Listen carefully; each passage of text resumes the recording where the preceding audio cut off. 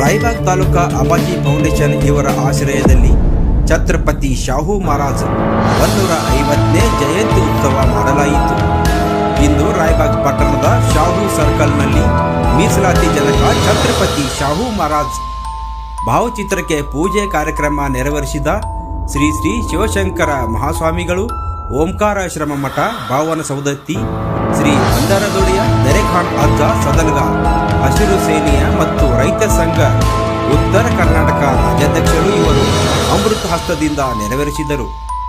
ಅಧ್ಯಕ್ಷರಾಗಿ ಆಗಮಿಸಿದ ಪ್ರತಾಪ್ ಅಣ್ಣ ಪಾಟೀಲ್, ಜೆಡಿಎಸ್ ರಾಷ್ಟ್ರೀಯ ಉಪಾಧ್ಯಕ್ಷರು, ಅತಿಥಿಗಳಾಗಿ ಶಿವರಾಜ್ ಅಣ್ಣ ಪಾಟೀಲ್, ಶ್ರೀ ಎ ಪಾಟೀಲ್ ಶಿಕ್ಷಣ ಸಂಸ್ಥೆ ಬ್ಯಾಕೂರ್, ರಣಜಿತ್ ಶಿರ್ಶೆಟ್ ಅಧ್ಯಕ್ಷರು, ಸಿದ್ದೇಶ್ವರ ಬ್ಯಾಂಕ್ ಛತ್ರಪತಿ ಶಾಹು ಮಹಾರಾಜರ ಪೂಜೆಯಲ್ಲಿ ಭಾಗಿಯಾಗಿದ್ದರು.